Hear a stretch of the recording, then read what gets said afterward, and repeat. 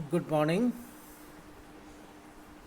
BSc part second के physics first paper में unit third that is quantum statics का जो लास्ट पोर्शन है, लास्ट टॉपिक है, उसको आज हम डिस्कस करेंगे।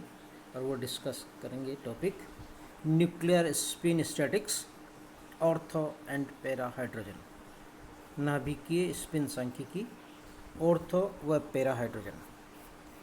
शुरुआत हम करते हैं नाभिकीय स्पिन क्या होता है। जैसे इलेक्ट्रॉन अपनी एक्सिस पे घूमता है, न्यूक्लियस के चारों तरफ घूमता है, इसी तरह से इलेक्ट्रॉन की भांति प्रोटॉन और न्यूट्रॉन भी अपने निज चक्रण कोणीय संवेग होता है, उनकी चक्रण होती है, उनके अंदर स्पिन होती है। जिस तरह से इलेक्ट्रॉन की स्पिन होती है उसी तरह से प्रोटॉन और न्यूट्रॉन की स्पिन भी होती है।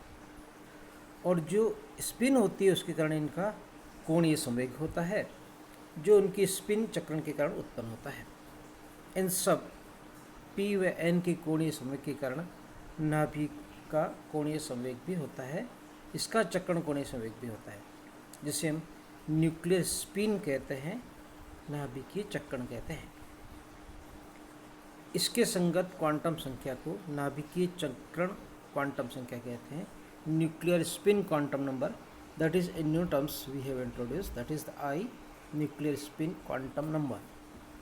इसका परिमाण कितना होता है, what is the value of it, इसका एम्पलीट्यूड कितना होता है कोणीय संवेग का, and that is equal to root of the I multiplied by I plus 1 whole multiplied by the H cross. I जहाँ पे चक्रण क्वांटम संख्या है और H cross H divided by 2 पाई के बराबर होता है। चक्रण I वाले नाभिक में कोणीय संवेग के बाह्य क्षेत्र में संभव जो ओरिएंटेशन हो सकते हैं, मतलब इसकी जो वैल्यूज हो सकती है संभव कोणीय संवेग की, वो 2I+1 हो सकती है। यदि I हमारा चक्रण क्वांटम संख्या है तो इससे संबंधित जो ओरिएंटेशन हो सकते हैं, different values of the angular momentum हो सकते हैं न्यूक्लियर स्पिन की, वो हो सकती है 2I+1। जैसे चित्र में बताया हमने कि that is start from the -1 to the +1 and in between that is the 0, जिसको हमने एक नाम से संबोधित कर दिया है कि उसको हम एक कह सकते हैं। सो जिनसे संबंधित घूर्णन ऊर्जा एक ही होती है, परंतु इनके जो स्तर है, इनके जो आइगन फलन है, इनके जो तरंग फलन है, वो अलग अलग हो सकते हैं। और कितने होते हैं, 2I+1 हो सकते हैं। यानी ऊर्जा एक ही है, घूर्णन ऊर्जा तो एक ही होती है, परंतु इनसे संबंधित जो तरंग फलन है उनकी जो टोटल संभव संख्या है 2I+1 हो सकती है, -1 से लेके +I तक, और इन between that is the 0। So that is इसकी जो अपभ्रष्टता होती है, डीजेनरेसी होती है, वो 2I+1 हो सकती है। नाउ प्रायोगिक परिणाम से चक्रण क्वांटम संख्या तथा नाभिकीय द्रव्यमान संख्या महत्वपूर्ण संबंध होता है। मतलब क्वांटम संख्या जो हम कैलकुलेट कर रहे हैं, स्पिन एंगुलर मोमेंटम से रिलेटेड जो चक्रण क्वांटम संख्या है, वह नाभिक की द्रव्यमान संख्या, इसमें एक कोरिलेशन हो सकता है। एंड वो क्या होता है वो देखते हैं। जिस नाभिक की द्रव्यमान संख्या विषम हो, ओड हो, 1, 3, 5, 7 इस तरह से हो, तो उसके लिए I का मान अर्ध विषम पूर्णांक होता है, हाफ ऑड इंटीजर होता है। यानी जैसे 1/2 हो, 3/2 हो, 5/2 हो, इस तरह से। और जिस नाभिक की द्रव्यमान संख्या इवन हो, सम संख्या हो, तो I का मान पूर्णांक होता है। इससे रिलेटेड जो आते हैं तरंगकण, वो सममित तरंगकण होते हैं, जबकि जो विषम संख्या वाले थे उसमें जो तरंगकण आता है वो असममित तरंगकण होता है, एसिमेट्रिक होता है। क्वांटम सांख्यिकी में कणों का व्यवहार उनके नाभिकीय तरंगकण द्वारा निर्धारित होता है। और सबसे महत्वपूर्ण बात तो यही होती है कि जो किस प्रकार पार्टिकल बिहेव करेगा, ये इसके वेव फंक्शन के द्वारा डिसाइड होता है। Now we switch over to the calculate this angular momentum related with the spin motion. द्विपरमाणु अणु की घूर्णी ऊर्जा उसकी घूर्णन क्वांटम संख्या J पर निर्भर करती है, इसे हम पहले पढ़ के आए हैं। EJ = J+1 H² divided by 8π² I। यहाँ पे ये H² है, नॉट H×2। यहाँ I μRe² जड़त्वागुण है। म्यू होता है सम्मानित द्रव्यमान, जिसे हम फर्स्ट ईयर में पढ़ के आए हैं, रिड्यूस्ड मास। आर ई इसकी जो सेंट्रल ऑफ पॉइंट है उससे इसकी त्रिज्या कहलाती है। घूर्णीय ऊर्जा स्तरों की अपभ्रष्टता जिसे हम पहले भी पढ़ के आए हैं 2i+1 कह सकते हैं, 2j+1 कह सकते हैं, बात एक ही है। अतः घूर्णन संवितरण फलन इससे रिलेटेड हो तो जेड घूर्णन इक्वल टू अपभ्रष्टता से जिसे मल्टीप्लाई करके एनर्जी कैलकुलेट करते हैं, इससे पहले कैलकुलेट है। So that is equal to the sigma j from 0 to infinity twice j+1 exponentially of the minus j+1 h square divided by 8 pi square I 0 kt। e by kt लिखते हैं, इसलिए e के बन हमने ej लिख दिया और kt divided by हो गया। कम ताप पर ऊर्जा स्तरों में अंतर कम होने के कारण, टेम्परेचर यदि कम हो तो जो दोनों ऊर्जा स्तरों के मध्य जो अंतर होता है वो बहुत छोटा होता है, इसलिए विविक्त के बजाय हम इसको सतत मान सकते हैं, क्योंकि एनर्जी लेवल पास पास होते हैं तो हम कह सकते हैं ये कंटिन्यूस ही है। इसलिए in place of the sigma we can use the integration. So Z घूर्णन से संबंधित नाभिक का जो संवितरण फलन है उसका मान आता है 0 to infinity in integration twice j+1 exponentially of minus j+1 h square divided by 8 pi square I 0 kt dj।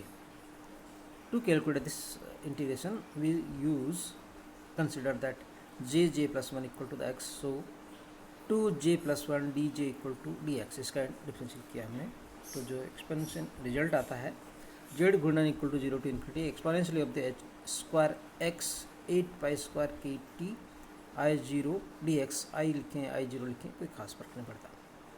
And I0 is the, जैसे हमने पहले करके आए हैं, that is the moment of inertia. So इसका जो रिजल्ट आता है 8 pi square I0 kt by the h square. यदि द्विपरमाणु अणु के दोनों परमाणु समान है तो अणु को 180 डिग्री से रोटेट भी कर दें तो वापस पुनः अवस्था प्राप्त हो जाती है। अतः पूर्ण चक्कर में समान अवस्था 2 बार प्राप्त होती है। अतः इस त्रुटि को दूर करने के लिए डिवाइडेड बाई 2 कर सकते हैं अपन, तो जेड घूर्णन आता है 8 pi square I0 kt by h square, that is the sigma. And ये जो सिग्मा है छोटा वाला जो इसमें रो के फॉर्म में लिखते हैं अपन, इसको हम कह सकते हैं कि दैट इज़ ए सममित गुणक है, एक एरर रेक्टिफिकेशन फैक्टर कह सकते हैं, इसको सिमेट्रिक फंक्शन कह सकते हैं कि इसका मान 2 आता है यदि परमाणु समान है, इसका मान 1 आता है यदि परमाणु दोनों असमान हो।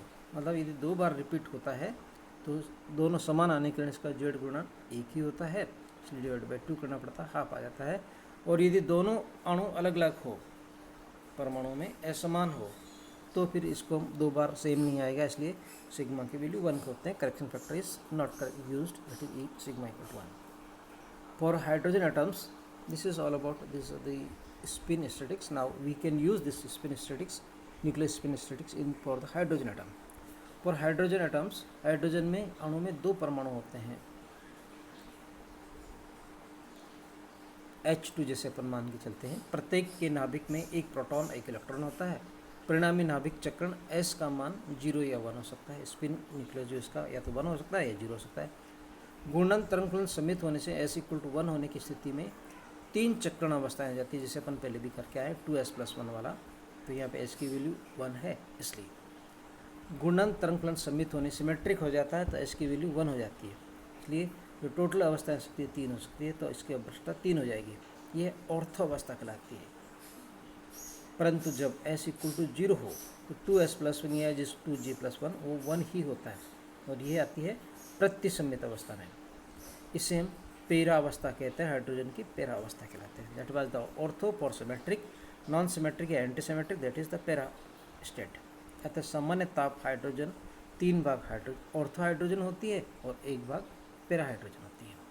तो यदि हम इसको कैलकुलेट करके देखें तो किस तरह से लिखा जा सकता है, जेड घूर्णन equal to the sigma Z2024 हो, मतलब दैट इज द सम हो इवन हो 2j+1 exponentially of the minus j+1 h square 8 pi square I kt, और प्लस जो ये तो ऑर्थो का और पेरा का जो लिख सकते हैं अपन, that is the sigma J135 2j+1 exponentially of the minus j+1 h square divided by 8 pi square kt I। So इसका जो पोर्शन है हमारा जेड गुणन पेरा वो लिख सकते हैं 20246 2j+1 exponentially of this one, and पेरा में जो ऑर्थो में लिख सकते हैं 135, इस तरह से पाया जा सकता है हमारे पास। ये तो हुआ लो टेम्परेचर पे सामान्य ताप पर।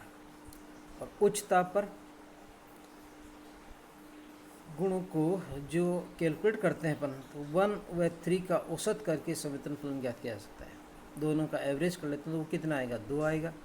तो हम दोनों का औसत मान लेते हैं, दैट इज जेड गुणन at high temperature, that is the twice of the G 0 to infinity to g plus 1 exponentially of the minus j plus 1 h square by the 8 pi square I kt।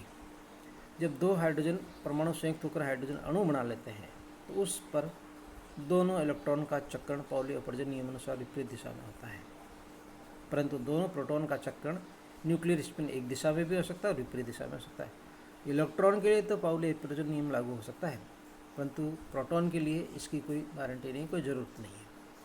यदि दोनों spin दोनों की एक ही हो, ये भी हो सकता है, सममितीय हो सकता है, दोनों विपरीत भी हो सकते हैं, एंटीसिमेट्रिक भी हो सकते हैं, तो ये विपरीत दिशा में हो सकते हैं। इस प्रकार हाइड्रोजन के दो रूप हो सकते हैं। जब हाइड्रोजन अणु के दोनों परमाणु के नाभिक का चक्रण एक ही दिशा में होता है तो उसको ऑर्थो हाइड्रोजन कह सकते हैं। और जब उसमें जो परमाणु है उसमें जो प्रोटॉन्स है, यदि उनकी चक्रण विपरीत होते तो इसको हम पैरा हाइड्रोजन कह सकते हैं। जैसे अब हम यदि कैलकुलेट करते हैं इससे रिलेटेड जैसे CV का मान, तो देखें ग्राफ्स हैं कि एक्स एक्सिस में हमने T प्लॉट किया और वाई एक्सिस में हमने CV प्लॉट किया है। इसका अधिकतम मान जैसे हमने पहले भी कहा है कि 3 तक हो सकता है। पैरा हाइड्रोजन के लिए देखें कि यह इसका मान हाई वैल्यू होता है क्योंकि इसकी कंटेंस ज़्यादा होती है, जबकि ऑर्थो में जैसे हम देखें कि टेम्परेचर के साथ में CV का मान कम होता है। और इसको कैलकुलेट करके देखें दोनों का, तो नॉर्मल हाइड्रोजन के लिए दोनों का मिक्सअप के लिए जो हम यूज़ करते हैं नॉर्मली जो मिलता है हमें, वो इन दोनों का संयोग होता है, that is the 2 3 + 1, that is the average of this 2 + 1। So for today this is the sufficient all about it. This is completion of the unit 3rd।